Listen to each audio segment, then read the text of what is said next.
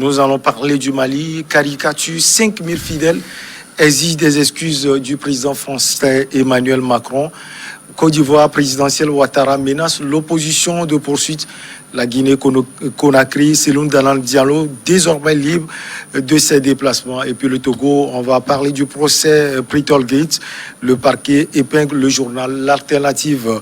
Et ceci avec nos chers invités, Fioclo Messan Adanglenou, directeur de publication de L'Enquêteur. Bonsoir. Bonsoir à tous mes frères sur ce plateau. Bonsoir aux téléspectatrices et téléspectateurs de New World TV. Horus Adonkovi, activiste panafricain. Salut à vous. Bonsoir Michel, bonsoir à tous ceux qui nous suivent. C'est un plaisir. Bien. Oui, c'est un plaisir. Allez, on va parler du Mali avec cette histoire de caricature du prophète qui a déchaîné quand même les foules. On sait que voilà, ça s'est transporté dans le monde arabe. Et voilà, au Mali également, les gens demandent des excuses de la part du président français. Bon, moi personnellement, j'ai pas compris pourquoi des manifestations au Mali et pourquoi on réclame des excuses au président français. La question n'était pas, à mon avis, de savoir si il est grave d'exploiter ces caricatures. La question est de savoir si c'est pertinent pour les Maliens et pour l'Afrique. Au Mali actuellement, il y a des attentats terroristes. On a de l'esclavage en Libye, on a de l'esclavage en Mauritanie, on a des conflits au Congo. On n'a pas eu 5000 personnes dans aucun pays d'Afrique pour se lever contre cela, alors que c'est beaucoup plus grave. Ensuite, en ce qui concerne ce qui se passe en France, c'est hautement politique. Parce que ce problème de caricature commence largement en amont. Il commence au moment où les politiques français souhaitent instrumentaliser la chose pour se faire élire et pour avoir un électorat. Si vous vous en souvenez, c'est grâce à cela qu'on a eu le FN, premièrement avec Jean-Marie Le Pen, et après on a eu Marine Le Pen. Voilà. Donc la stratégie gouvernementale actuellement au niveau de la France est de faire en sorte qu'à chaque fois, le président se retrouve en face de l'extrême droite. Et l'extrême droite a besoin, les deux bords ont besoin d'instrumentaliser les questions d'immigration clandestine, de présence étrangère, d'islamisation, ainsi de suite et tout ça. Outre cela, ce qui est ridicule dans l'histoire, c'est que c'est médiatisé comme si c'est maintenant que l'on avait de l'islam en Europe. Alors que l'islam est en Europe, notamment en France, avant même que l'État français ne se crée. On va vous parler de Charles Martel qui arrive à sauver la ville de Poitiers en repoussant les musulmans. Ce qu'on ne dit pas, notamment dans l'histoire qui est racontée aux Européens et même aux Africains, c'est que la présence musulmane dans la péninsule ibérique, dans toute cette région, elle fait 7 siècles. C'est Isabelle de Castille, celle qui va sponsoriser le voyage de Christophe Colomb, qui réprime le dernier bastion musulman.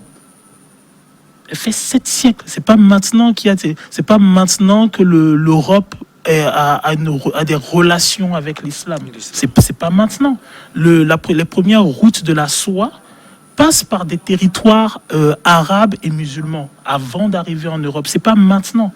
Donc à un moment, je peux bien comprendre que les gens soient offusqués de l'exploitation qui est faite de l'image du prophète. Je comprends tout à fait. Mais je pense qu'en termes de manifestation et d'exigence, il y a des choses qui sont beaucoup plus primordiales pour nous. Je ne vois pas en quoi nous, Africains, nous devons nous lever, 5000 personnes dans la rue. On n'a rien d'autre, on n'a pas d'autre chose beaucoup plus prégnante. Même moi, je trouve que même ce qui se passe en Guinée, en Côte d'Ivoire est beaucoup plus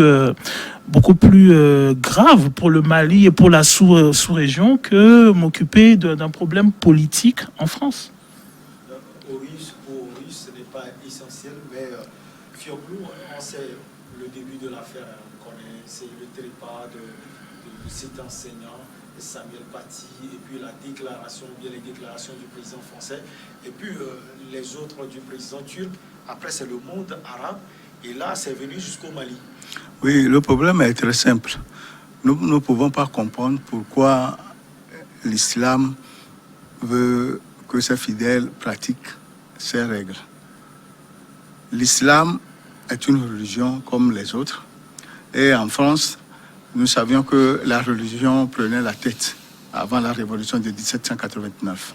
Et avec ça, on a parlé de laïcité. Ce qui veut dire que la religion catholique et les autres religions sont ensemble comme il y a le cas au Togo. Mais ici, c'est que nous avons la France qui est une démocratie occidentale, où il y a la liberté d'expression, la liberté d'entreprendre. Si un professeur ou bien quelqu'un, un Français, fait la caricature pour parler à ses élèves en donnant des explications de ce que c'est, etc., moi, à mon point de vue, il n'y a aucun mal. On reconnaît, il y a le Conseil français ou bien le Conseil musulman de France qui est là, il y a les imams, les mosquées qui s'animent et que ce sont les plus véreux qui sont surveillés de plus. Emmanuel Macron, en tant que président républicain, a voulu faire comprendre au monde musulman qu'en France, c'est la laïcité et que la liberté d'expression prime sur tout. Enseigner et subir la mort, comme ça a été fait, c'est une lâcheté. C'est une lâcheté.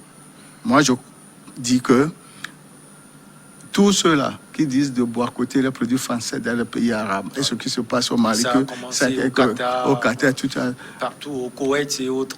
On ne peut jamais mettre les lois coraniques dans une république. Je l'ai dit sur ce plateau la dernière fois que c'est un danger public.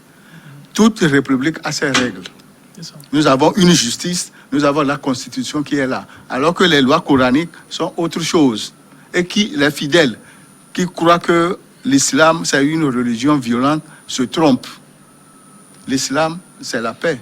C'est une religion de paix. C'est une religion de paix. Et vous voyez, quand il y a Tabaski, ce qu'ils se font entre eux, et on donne à celui-ci, celui qui n'en a pas. C'est une religion de paix et de solidarité. Par contre, il y a certains qui ont voulu prendre une autre tournure de cette religion et commettre des actes ignobles, comme ce qui a été fait la dernière fois. Donc, moi, je soutiens que la France est une république et il faut respecter les lois de la république. L'islam, on autorise les gens à le pratiquer en France et il faut se conformer au test, rien qu'au test. Russe, ici, moi aussi, je ne vois rien d'extraordinaire, à moins que j'ai une autre connotation de la chose. La France ne renoncera pas à ses desseins au nom de la liberté d'expression. Voilà ce que le président français Emmanuel Macron a dit. Mais bon, le président Macron dit quelque chose de juste. Maintenant, après, je pense qu'il subit un peu le contre-coup de certaines prises de décision politique de ses prédécesseurs et de lui-même.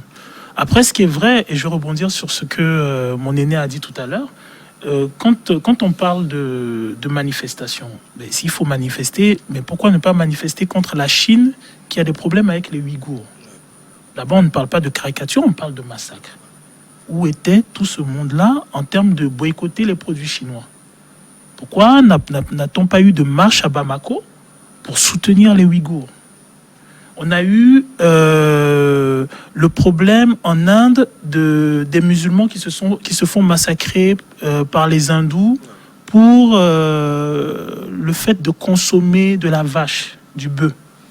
Pourquoi n'a-t-on pas eu un boycott des produits indiens? Pourquoi n'a-t-on pas eu 5000 Maliens sortis dans la rue pour protester contre cela? On ne parle pas de caricature, on parle de massacre. Donc à un moment, je pense que les gens doivent être concis dans ce qu'ils disent. Maintenant, ceci étant dit, le problème de la France, à mon humble avis, c'est qu'il y a la République et au-delà de l'aspect République, j'ai l'impression qu'en France, on a un problème pour définir ce qui est France et ce qui est français. Et je pense que historiquement, la France a déjà eu ce problème-là avec l'Algérie. Parce que le conflit algérien est venu justement du fait qu'à un moment, il était difficile pour la République d'intégrer les musulmans à la République, la chose musulmane à la République. Donc à un moment, comment dirais-je, l'instrumentalisation du problème de l'islam, des islamistes plutôt, par les politiques français et par les politiques occidentaux en général, mais le monde un peu sans dessus-dessous. Moi, je le dis parfois en causant avec des gens à l'extérieur, je dis, je suis issu d'un pays où les meilleures écoles, elles sont confessionnelles, généralement chrétiennes. Et dans ces écoles-là, vous avez les enfants du vaudou, vous avez les enfants musulmans, vous avez... Je me souviens pas qu'à Lomé, on a eu un problème. Moi, je me rappelle je m'étonnais quand le problème tournait autour du voile. On n'a pas eu de problème ici autour du voile. Lorsque on a des amis qui font tabaski, que ça soit chrétien, animiste et tout ça, tout le monde est chez le monsieur de la tabaski.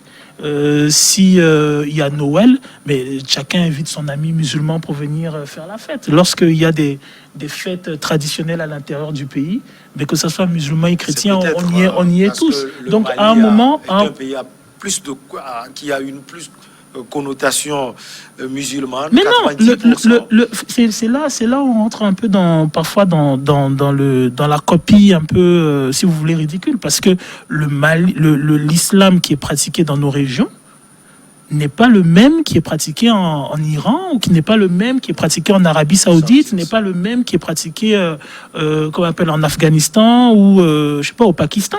On a un islam bien défini. Et c'est la raison pour laquelle, à un moment, quand il y a eu les attaques islamistes, les gens se sont offusqués qu'on attaque les mosquées traditionnelles, parce que justement les islamistes estimaient que cet islam-là n'était pas le vrai.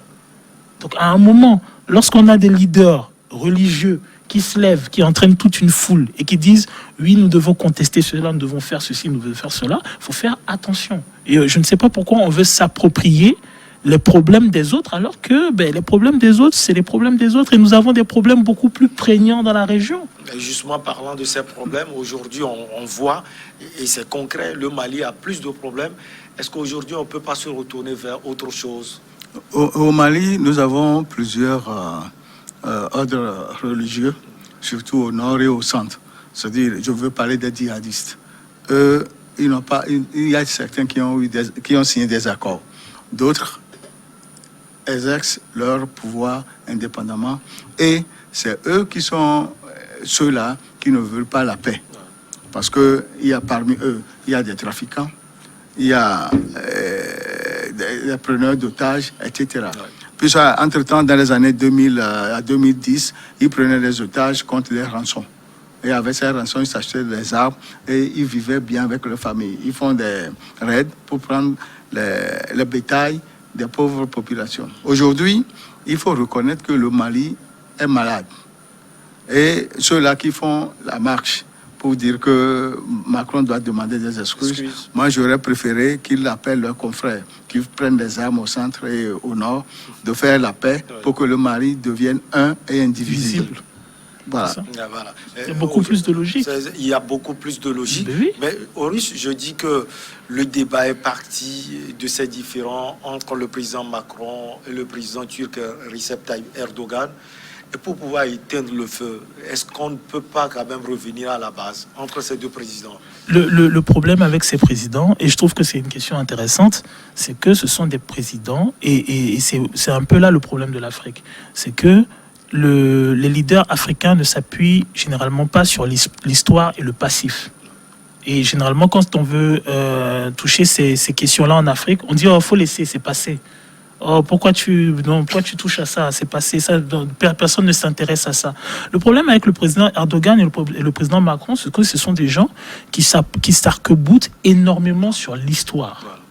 Et le conflit, il est méditerranéen. Erdogan, Monsieur Erdogan, c'est quelqu'un qui a dans l'histoire de son pays l'Empire ottoman, qui a dans l'histoire de son pays le président Atatürk, qui a dans l'histoire de son pays toute une fierté qui a profondément influencé toute la région de la Méditerranée et une partie de l'Asie. Et c'est ce type d'hégémonie qu'il met en avant. Vous prenez Monsieur Macron, Ce n'est pas différent. Le président turc, il est à tous les niveaux. On l'a vu en Libye, on l'a vu en Syrie.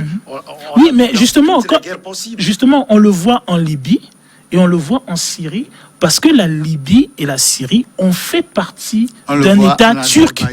En Azerbaïdjan, oui, parce que cela a fait partie de l'espace d'influence turque avant, il y a plusieurs siècles. Oui. Et justement, eux, on leur transmet ça à l'école. Donc ça nourrit les ambitions, ça nourrit l'optique de l'homme d'État. Quelqu'un comme Monsieur Macron, mais c'est quelqu'un, on lui a appris Napoléon, donc l'empire napoléonien, on va lui apprendre Charlemagne, donc l'empire de Charlemagne, on va lui apprendre toute l'influence française et les prétentions françaises au niveau de la Méditerranée, à une époque où la France était la première puissance. Et ça nourrit justement les ambitions, ça nourrit l'idéal du politique. Malheureusement, c'est ce que nous n'avons pas en Afrique, c'est-à-dire un arc-boutage sur le passif qui fait que justement l'homme politique peut se projeter et ne pas accepter certaines choses. Si par exemple, au-delà du fait que M. Macron n'accepte pas l'interventionnisme d'Erdogan en Libye, ben, il y a aussi le fait justement que oui, il y a des prétentions économiques, mais des prétentions économiques qui s'appuient sur un passif. Ben, on a compris, on va marquer une petite pause et on revient.